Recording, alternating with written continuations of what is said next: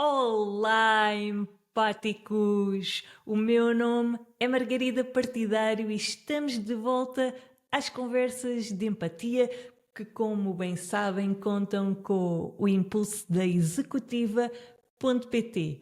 Hoje trago-vos uma líder ao serviço do coletivo. Com ela, vou explorar a importância da empatia na cooperação entre organizações, enquanto continuamos a aprofundar sobre a importância da empatia na construção, visão e atuação de uma líder.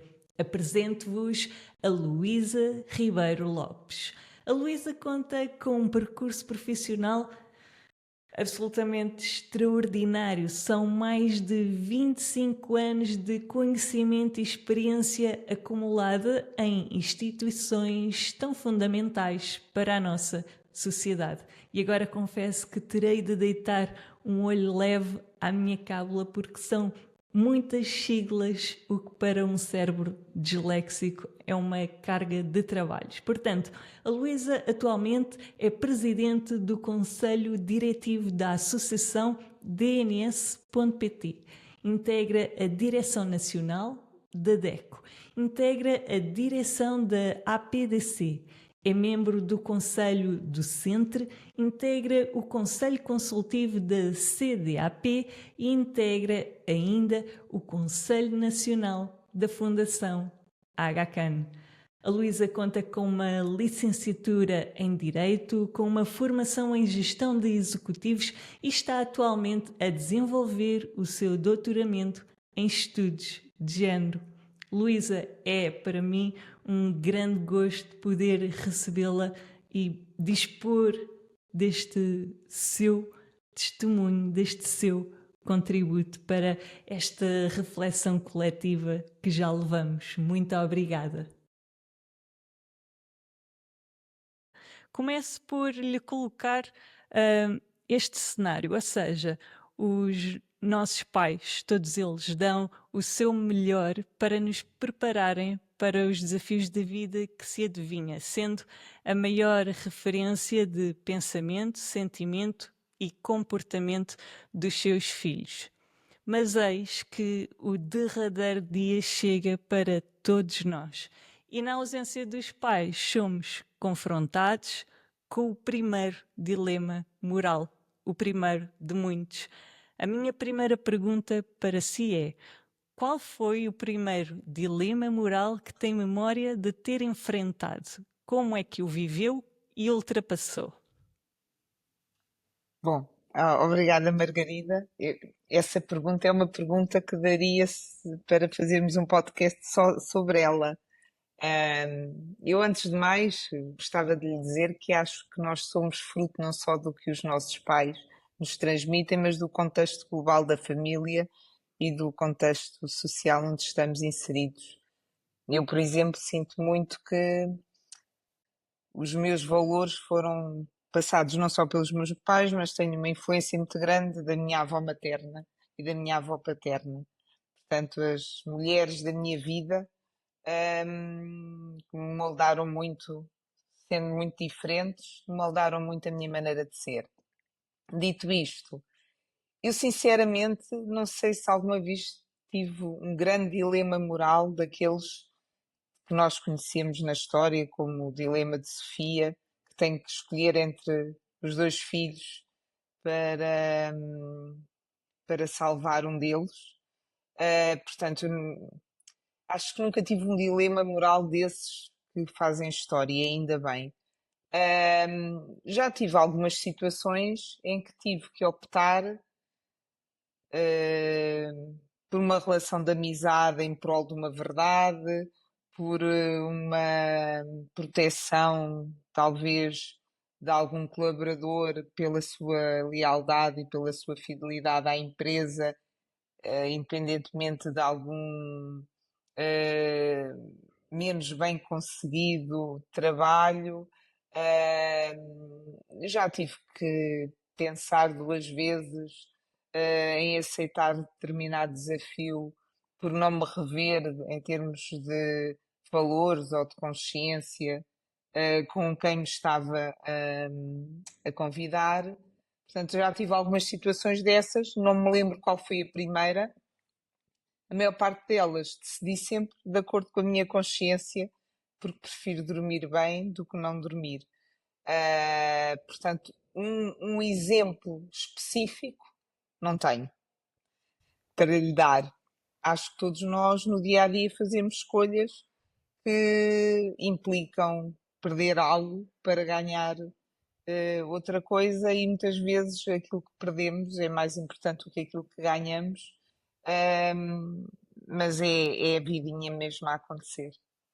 Esse é um ponto absolutamente fundamental. Muitas vezes o que perdemos é mais importante do que ganhamos, e isto também nos leva a valorizar, a sermos gratos por aquilo que no final acabou por ser a nossa escolha. Regressando a este seu início de vida, como é que considera que o seu entendimento sobre o certo e o errado foram moldando o seu percurso de vida?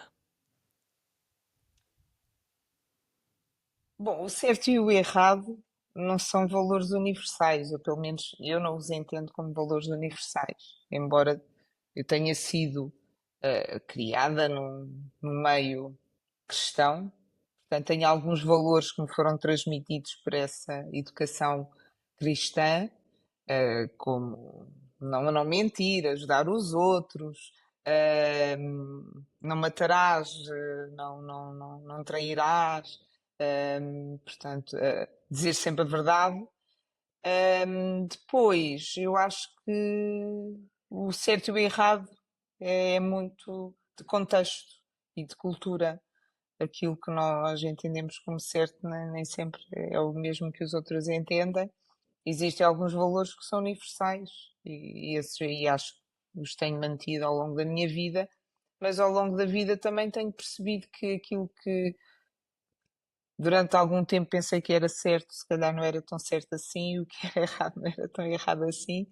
Portanto, penso todos os dias, quando faço escolhas, se elas para mim, para os meus valores e para aqueles que eu considero que são valores de boa convivência, de respeito pelos outros, se estão certo, se está certo ou se está errado. Mas não é algo que eu considero que sejam valores imutáveis. Ainda bem que não são.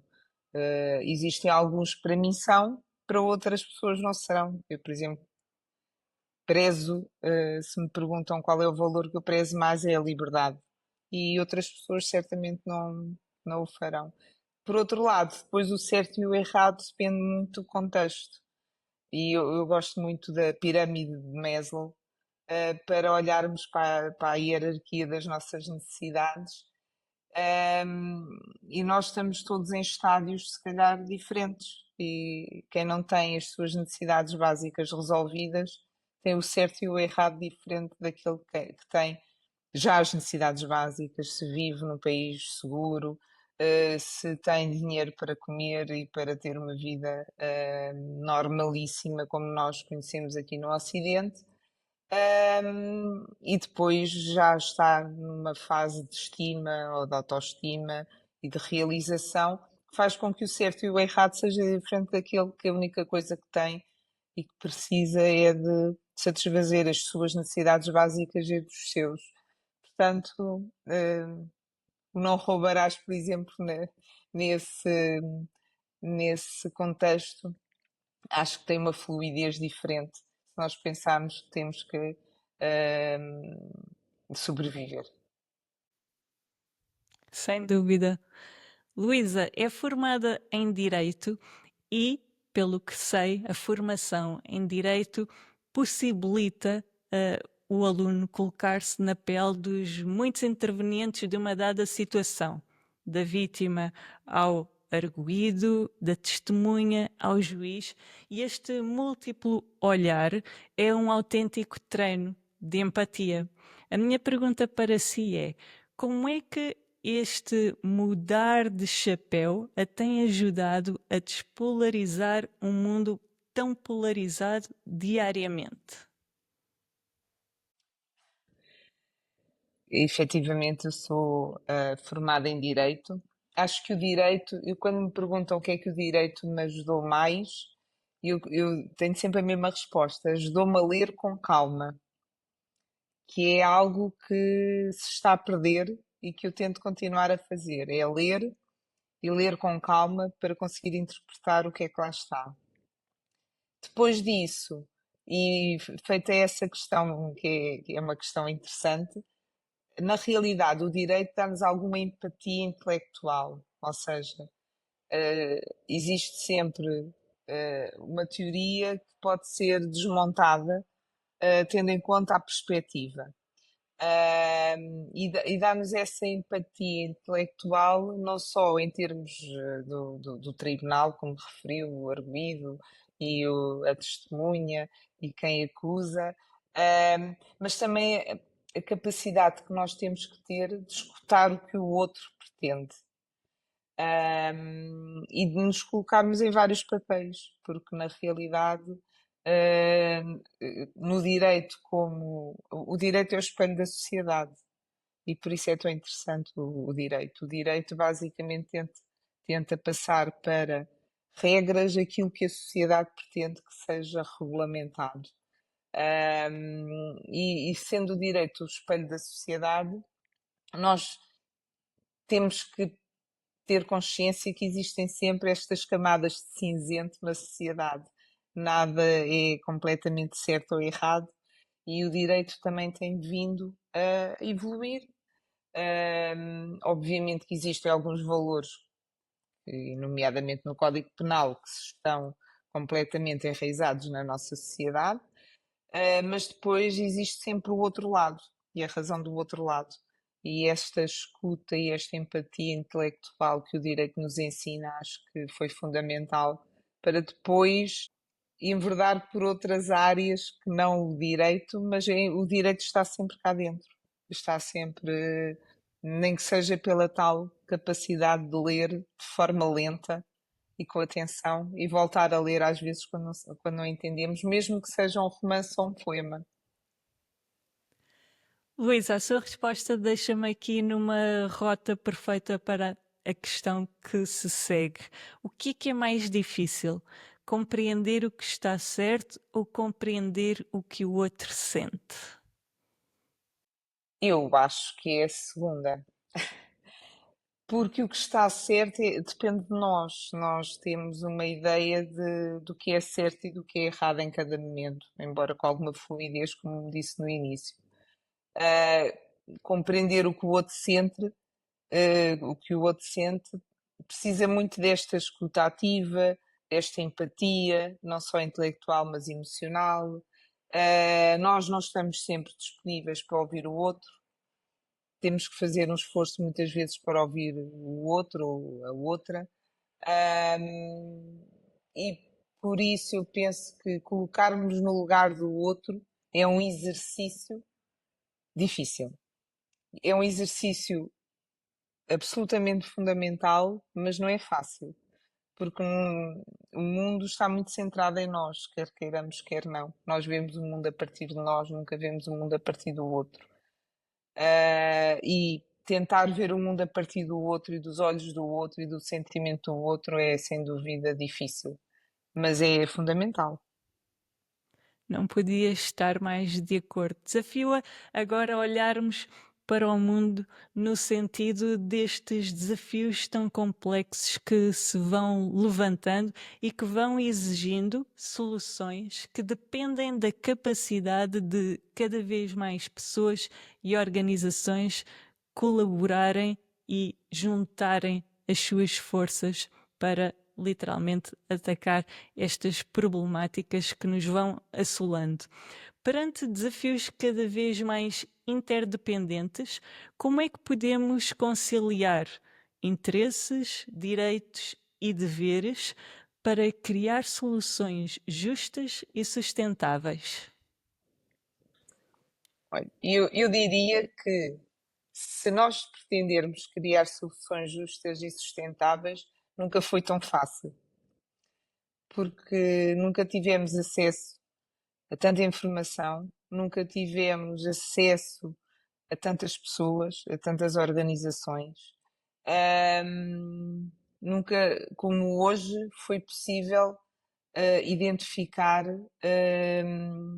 as raízes dos problemas, porque nós sabemos que a história não se repete sempre da mesma maneira, mas tende a repetir-se de algumas formas, não exatamente da mesma maneira. Portanto, nós, se estudarmos, nós percebemos o que é que está a acontecer em termos geopolíticos, em termos globais, em termos de implicação do, da desumanização que, que neste momento nós vivemos e da falta de empatia que neste momento nós vivemos em termos globais. Portanto, perante isto, nós nunca tivemos tantas ferramentas para tornar o mundo sustentável e justo. Na realidade, não estamos a conseguir. Não estamos a conseguir porque é mais fácil optar por soluções repentinas, soluções fáceis, algo que tenta resolver os problemas das pessoas, não os resolvendo, aprofundando-os, obviamente, porque as sociedades não conseguem resolver aquilo que as pessoas pretendem. Agora, eu acho que não podemos desistir. E nunca como hoje também se assistiu a movimentos contraditórios a toda esta situação geopolítica como existem. Portanto, temos que nos juntar, todas e todos, pessoas individuais e pessoas coletivas que acreditam num propósito comum, que é esse mundo mais justo e mais sustentável, e lutar por ele. Eu estou disponível para lutar por isto até ao fim dos meus dias, porque acredito mesmo que existem valores como a liberdade, a democracia, a inclusão, a diversidade, que têm e devem ser mantidos e aprofundados. E neste momento nós estamos a ver retrocessos brutais a que não podemos assistir sem fazer nada. Portanto, cabe a cada uma e cada um de nós e às organizações que acreditam também e têm este propósito, fazer mais. E nunca como hoje foi tão exigido de nós fazer alguma coisa. E eu penso que temos mesmo que agir. Sem dúvida, e acho que estamos também neste ponto onde nos começamos a dar conta da força da nossa inteligência e ação coletiva, do poder que efetivamente tem quando nos juntamos em prol de uma causa, de uma missão, de um propósito, seja ele qual for, que exerce efetivamente força. Luísa, se um mundo globalizado é um mundo construído em rede, significa que cada vez mais temos de ser hábeis na transição de um modelo de competição para um modelo de colaboração. Caso contrário, as perdas, sejam elas de que natureza for, serão cada vez maiores. Perdemos todos enquanto família humana. Qual é o papel das mulheres em cargos de liderança nesta transição de um modelo competitivo para um modelo colaborativo? Essa é uma pergunta que me fazem várias vezes e eu sinceramente tendo a achar que o papel das mulheres na liderança não é diferente do papel dos homens na liderança. Ahm, Porque todos nós, com as nossas diversidades e com as nossas formas diferentes de ver o mundo, o género não é eh, aquilo que nos identifica como líderes. E eu gosto de pensar assim. Acho que os líderes hoje e acho que as mulheres hoje têm um papel fundamental na sociedade. Nós assistimos a grandes retrocessos neste momento. Nos últimos meses, nós temos vindo a assistir a retrocessos brutais nos direitos das mulheres. E esses retrocessos vão ter depois implicação na liderança também feminina. Eu acredito que uma liderança partilhada era bom termos 50% de líderes mulheres, 50% de líderes homens, seria meio caminho andado para o mundo ser melhor, porque nós precisamos de todas as pessoas e toda a diversidade. E não é só no caso das mulheres e dos homens, é no caso das mulheres e dos homens, no caso da orientação sexual, no caso da raça, no caso das opções religiosas, no caso da origem. Pessoas que têm, que infelizmente nasceram em zonas de conflito e que fogem dessas zonas de conflito, não deixam de ser líderes por isso. Portanto, nós precisamos de todas as pessoas a liderar este movimento. Se nós tivermos mulheres, homens e de grande diversidade a liderar, nós vamos ter um mundo muito mais justo. E isso é algo que eu acredito mesmo. No que diz respeito à liderança feminina, eu julgo que nós ainda temos que nos impor mais para chegarmos lá. E esse facto faz com que a nossa liderança depois seja um pouco diferente, porque o nosso percurso foi mais árduo. No dia em que isso deixar de acontecer, eu creio que as lideranças serão iguais e que os líderes têm características que os fazem líderes, mas não pelo facto de serem homem ou mulher. Luísa, para cooperar é preciso saber negociar. E gostava de olhar para esta esfera da negociação, porque imagino que ao longo da sua carreira profissional tenha tido que gerir a sensibilidade de muitos atores em negociações bastante exigentes. Na sua experiência, o que é mais difícil de conciliar numa negociação? Os objetivos e resultados pretendidos ou os princípios e valores que as partes defendem? Olha, eu acho que negociar e criar pontos e cooperar é tudo o que faço, o que mais gosto de fazer. Porque na realidade tenho aprendido ao longo da minha carreira e ao longo da minha vida que nada se faz sozinho. Nenhuma organização é por si só bem-sucedida sozinha e nenhum líder é bem-sucedido também sozinho. E criar pontes, cooperar, ter objetivos comuns, trazer pessoas para o nosso universo, tem sido as coisas que eu mais tenho gostado de fazer.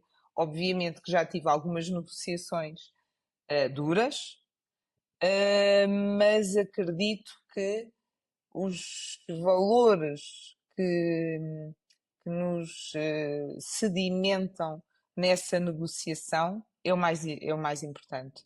Nós temos que partir para a negociação com valores e crenças bastante sólidos. E o do outro lado também existe. E certamente chegaremos a bom porto, porque os objetivos da negociação é basicamente aquilo que toda a gente diz, é ambas as partes ganharem e saírem vencedoras, ainda que tenham que abdicar de algum dos objetivos iniciais, mas sempre mantendo os valores e os princípios. Sem dúvida, não poderia estar mais de acordo. No seu entender, o que é que faz de uma negociação entre organizações uma boa negociação? Basicamente é isso, é ser favorável para ambas. Não faz sentido partirmos para uma negociação para ganharmos e o outro perder, porque isso não é uma boa negociação. Portanto, quando apertamos a mão, temos que estar ambos conscientes que foi uma boa negociação e essa é a negociação ideal, é ser boa para ambas.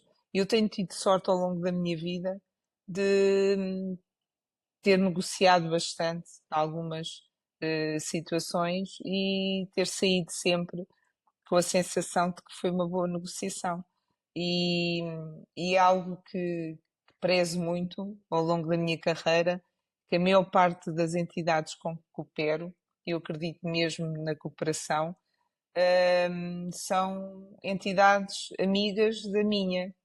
E eu faço grandes amigos em termos profissionais porque respeito a outra parte e acho que me respeitam a mim também. E hoje eu tenho grandes amigos, em organizações que no dia a dia trabalham, comigo. Portanto, eu acho que só isso é uma forma de mostrar que estamos no caminho certo. E obviamente não depende só de mim, depende de uma equipa, como é óbvio. Claro. Esse conceito de empresas amigas é fundamental, especialmente para também migrarmos para uma noção mais além da parceria, da sinergia, onde efetivamente queremos que as nossas forças, as nossas mais-valias não se somem, mas se multipliquem. Sem Luísa, dúvida. qual se orgulha de ter sido até hoje o seu melhor processo negocial? O que é que caracterizou essa negociação que tenha determinado o seu sucesso de forma exemplar? Olha, eu dou sempre este exemplo, que na realidade foi aquele que mais me marcou. Em 2012, a entidade que geria o domínio do topo de Portugal na internet, do .pt, foi extinta. E era necessário criar uma organização para fazer esta gestão e não sendo fácil, na altura o contexto político, o contexto económico era difícil. Foi possível encontrar parceiros, que são hoje os associados fundadores, que representam interesses completamente diversos. Nós estamos a falar dos consumidores por um lado, das empresas por outro e do governo por outro, e foi possível sentá-los todos à mesma mesa e criar uma organização que, depois destes anos todos, foi criada em 2013. Depois destes anos todos, é uma organização bem sucedida, eu diria líder do ecossistema digital em Portugal, com todos a bordo e com um modelo multiparticipativo e colaborativo e que foi uma negociação com várias pessoas envolvidas em que nós acreditámos mesmo que isto seria possível e foi. E contar daqui um episódio que todas as pessoas que trabalhavam connosco nessa organização que foi extinta podiam transferir-se para o Estado ou ficarem connosco num projeto que não sabíamos o que é que ia acontecer e perante a proposta de virem connosco não houve ninguém sequer que pensasse, que nos pedisse um dia para pensar. Toda a gente disse que sim. E só isso mostra que as pessoas acreditaram e hoje ainda estão connosco, a maior parte delas, na organização e são a prova provada de quando todos acreditamos num projeto, é possível de acontecer e é um projeto altamente multiparticipativo e colaborativo. É que esse é o único formato, a única fórmula que vinga quando queremos soluções as tais justas e sustentáveis. É envolver todos, porque todos têm que ser parte, que se sentir pertença e pôr também de si a favor destas iniciativas.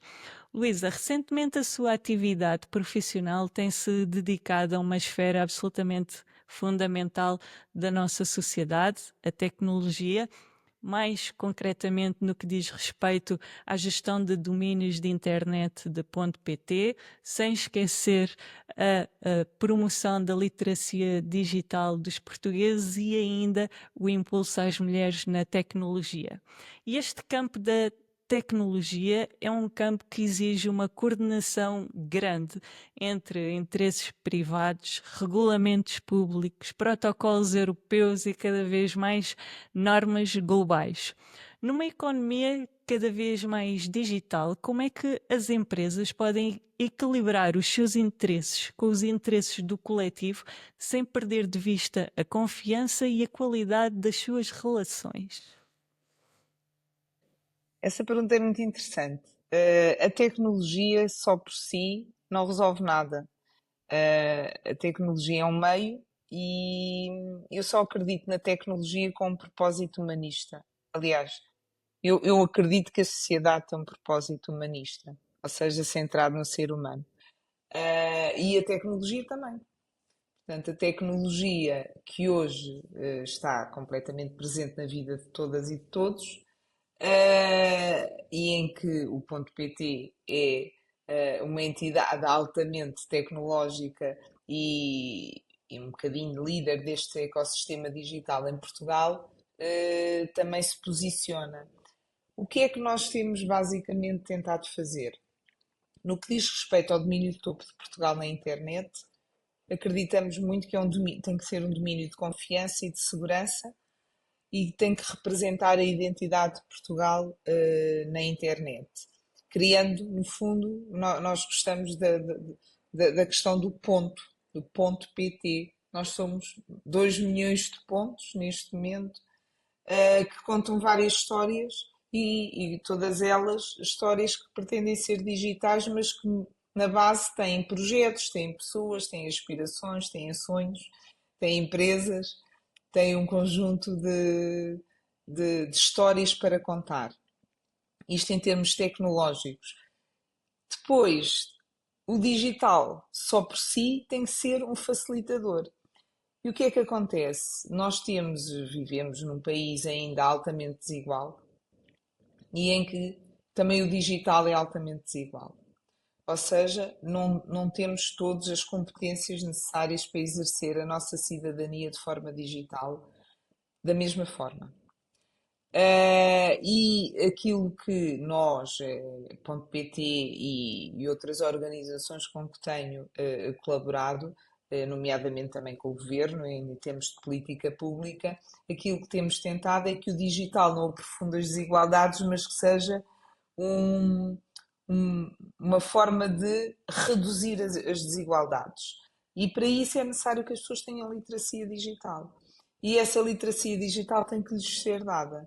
Nós ainda temos quase 40% dos portugueses com literacia digital muito baixa, embora nós saibamos que cerca de 92% dos portugueses utilizam o digital, mas não com as competências necessárias para uma boa utilização e para um bom exercício da cidadania de forma digital, portanto, nós temos que os dotar. E para isso temos todos uma responsabilidade de dar formação, de dar sensibilização para a literacia digital. E esse é um problema que o ponto .pt tem assumido como sendo algo que pode transferir para a sociedade, depois de ela ter transferido para nós o registro de nomes de domínio, e por isso estamos em tantos projetos de literacia digital, quer com os mais novos, quer com quem está no mercado de trabalho e precisa de fazer reskilling, upskilling em termos digitais para poder aceder a outras profissões. Nós sabemos, os números dizem que 9 em cada 10 profissões atualmente necessitam de competências digitais, portanto, todas as pessoas precisam, e depois os mais velhos que ou estão excluídos do digital ou utilizam o digital de uma forma que os pode pôr em risco. E por isso é tão importante nós também fazermos esse trabalho. Dito isto, e por último, põe-me uma questão que para mim tem sido uma questão que eu tenho debatido muito nos últimos tempos e que tenho trabalhado bastante. Aliás, estou a trabalhar numa tese de doutoramento sobre isso, que é porque é que existem tão poucas mulheres a trabalhar nas áreas TIC. E na realidade nós não temos conseguido avançar, o mundo não tem conseguido avançar. Portugal até está um pouco acima da média europeia, mas só cerca de 20% do mercado digital é que é exercido por mulheres. E se formos então para as lideranças na área do digital, só 8% em Portugal é que são mulheres. Dito isto, existe aqui um problema grave, porque estamos a utilizar o digital de forma desigual, quer as mulheres têm menos literacia digital, quer depois o próprio exercício das profissões digitais é menos feito no feminino. E isto pode aprofundar os estereótipos da própria tecnologia. E aquilo que temos que fazer é um trabalho muito grande em termos culturais, em termos educacionais, para mostrar às raparigas que a tecnologia também é para elas. Existem vários programas em que o ponto PT e eu própria estou associada, como o caso do Engenheiras por um Dia, o Technovation Girls, muitos programas onde nós damos anualmente um prémio no âmbito do programa Apps for Good à melhor app feita por uma rapariga, para ela também ser um bocadinho nossa embaixadora, para trazer mais mulheres para esta área, porque nós ainda vivemos numa sociedade em que as raparigas optam por profissões de cuidado e os rapazes optam por profissões tecnológicas. E isto é muito desigual e não podemos deixar que no mundo que hoje é quase todo ele digital, que existe esta desigualdade. Sim.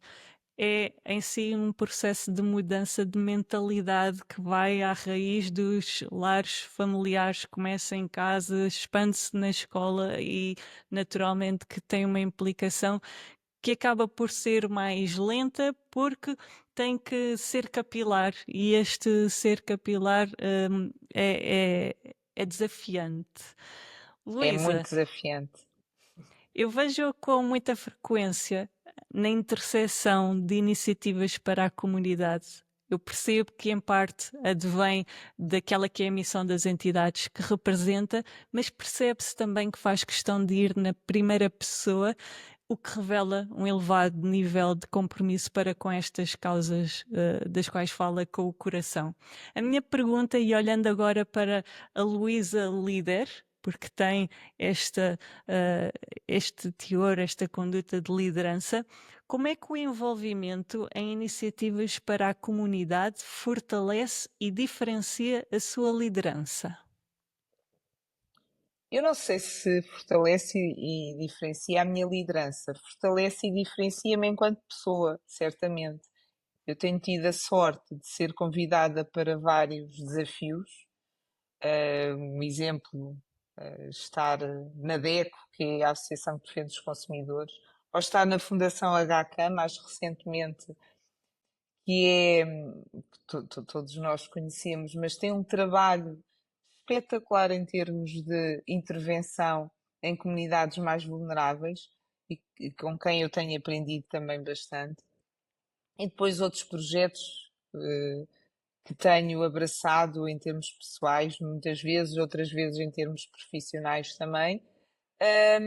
E isso tem-me moldado enquanto pessoa e tem permitido que eu consiga exercer a minha cidadania em prol de causas que eu acredito.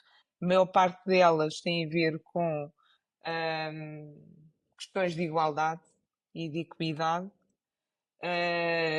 Na área da educação, gosto particularmente, e muitas delas, obviamente, têm a ver com a questão da discriminação de género e da violência contra as mulheres. E, e eu acredito mesmo que nós não nos podemos calar relativamente a isso, e que fazemos a diferença nos, uh, se formos interventivos e interventivas. E temos que o fazer.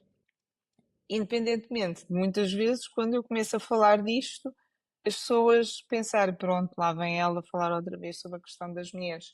Mas eu não me importo que já seja identificada por isso, porque é algo que nós sabemos pelos números da ONU do ano passado e que este ano serão certamente piores, que no ritmo em que estamos, só daqui a 162 anos é que haverá igualdade entre homens e mulheres. E estes números não têm melhorado, têm piorado. Quer o Covid, quer a guerra, as várias guerras que existem neste momento, quer agora esta situação geopolítica que estamos a viver, portanto, os números deste ano serão certamente, não passará para 161, passará certamente para muito mais, porque nós não estamos a conseguir fazer este percurso e temos que continuar a tentar, porque não faz sentido sermos discriminados só pelo facto de termos nascido mulheres. Claro que não, é uma loucura esta questão ainda ser tema em pleno século XXI. Passaram milénios. Ahm, É de facto revoltante, é gritante. 160 anos são 8 gerações, sensivelmente, mais coisa, menos coisa. É um longo caminho ainda que temos pela frente para, de alguma forma, tentar ainda subvalorizar a causa, nas tentativas que vão sendo feitas. Luísa, Sem um dúvida. líder que forma líderes deixa um legado que vai muito além dos resultados imediatos. Como é que procura cultivar naqueles que a rodeiam a habilidade da liderança? Eu não sei se eu cultivo, eu tento olhar para as pessoas que me rodeiam e descobrir nelas essa possibilidade de virem a ser líderes. Quando eu penso, não sei se bem se mal, é só a minha percepção de que do outro lado existem pessoas com essas características, eu gosto de pensar que gosto de as treinar também. E gosto, eu tenho feito muito mentorias, normalmente com mulheres. Faço parte, aliás, de um grupo de mentoria, para mulheres. Tento ver o que é que a outra pessoa tem que pode crescer. E acredito que, pelo exemplo, não sei se eu sou o melhor exemplo, mas é o que eu tenho para dar, é o meu. Pelo exemplo, eu posso passar alguns dos valores que tenho em termos de liderança e, sinceramente, existe. A nova geração é muito melhor do que a anterior sempre. Acredito piamente nisso. E os líderes que me seguirão serão muito melhores do que eu. E eu espero que depois me convidem para um jantar ou outro de vez em quando. Mas eu gosto de olhar e descobrir essa parte e depois. eh, não sei tanto se é treinar, se é desafiar algumas pessoas que trabalham comigo. Gosto muito desta frase. A próxima geração é sempre melhor do que a anterior e cola na perfeição com a questão que se segue, que é o que é que gostava que os líderes da geração seguinte soubessem fazer ainda melhor do que a geração atual? Eles vão saber fazer melhor. Eles são. eh, a nova geração de líderes será uma geração de maior propósito. Foi algo que nós, líderes mais velhos, tivemos que ir aprendendo e eles já nascem com isso. Acredito que as novas gerações são gerações de propósito, não trabalham só por trabalhar, trabalham com um propósito. E um líder que tenha um propósito é um líder muito melhor do que um que não tenha. E o propósito não pode ser um propósito puramente economicista, tem que ser um propósito humanista, tem que ser um propósito sustentável, um propósito de visão do outro, de liberdade, de democracia. E, portanto, eu acredito que as novas gerações são muito melhores do que as anteriores, sempre. Sempre, claro que sim. É como o software que já vem com uma atualização feita, portanto, Exatamente. esta pode ser a São analogia. upgrades nossos. Exatamente, exatamente. Luísa, vamos entrar na parte final da nossa conversa. Qual das suas competências considera que atua como sendo a sua maior força enquanto líder? Eu costumo brincar, dizer, não sou engenheira, mas gosto de construir pontes.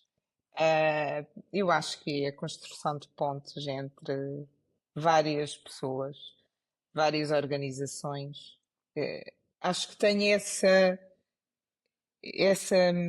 esse relacionamento que consigo ter com as outras pessoas, tem sido muito benéfico em termos de liderança e em termos organizacionais. Acho que é construir pontes, tipicamente. E eu confirmo-lhe desde a posição de quem vê ao longe que esse, sem dúvida, é um traço que salta bastante à vista. Qual Ainda bem. considera ser até hoje a sua maior aprendizagem, pessoal ou profissional, como entender, mas numa mirada global? Eu acho que aprendo todos os dias com tanta gente.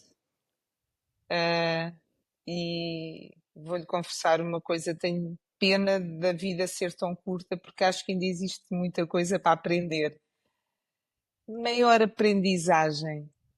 Ser mãe, acho que foi a maior aprendizagem. Tive ainda por cima de uma mulher. Portanto, é mais desafiante porque na realidade não parte do mesmo patamar que partiria se não fosse mulher. Mas acho que foi essa a maior aprendizagem, é o mais difícil de tudo. Imagino.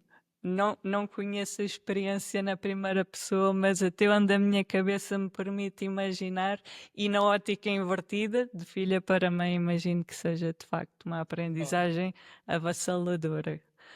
O que é que mais se orgulha de ter semeado no mundo até ao dia de hoje? E agora não vale dizer filha, porque Minha senão. filha, Pronto, não, depois da eu vou filha. dizer, sim, claro, o que eu mais me orgulho, obviamente, é da minha filha, mas acredito que toda a gente dirá o mesmo, portanto, eh, até ao dia de hoje, acho que as relações de amizade que tenho, e que tenho construído ao longo da vida, são aquilo de que eu mais me orgulho. Em termos profissionais, sem dúvida, ao ponto PT. Foi uma realização pessoal também e continua a ser. E como diz Fernando Pessoa no poema da tabacaria, é quase uma máscara que se colou a mim, e que eu espero um dia poder tirar, porque existem muitas pessoas para liderar o ponto PT daqui para a frente, mas que é o meu marco em termos profissionais, sem dúvida, ainda que eu venha a fazer muitas outras coisas e tenha feito muitas outras coisas, é um marco que eu me orgulho mesmo muito. É um projeto que é para todos os portugueses. Esta é a dimensão deste Exatamente. projeto. Luísa, foi um gosto profundo estar aqui à conversa consigo. Muito obrigada por me dedicar um pouco do seu tempo. Fico-lhe verdadeiramente muito agradecida. Muito obrigada, gostei muito da conversa, Margarida. Obrigada, E boa obrigada. sorte para o seu podcast. Muito obrigada, Luísa.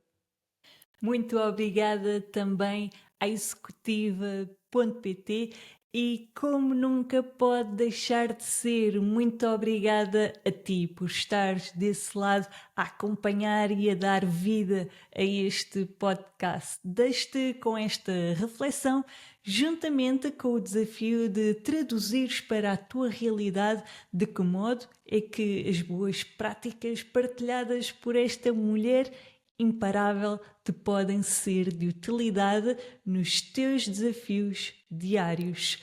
Muito obrigada, eu regressarei muito em breve com mais uma convidada absolutamente extraordinária. Até lá, fica muito bem!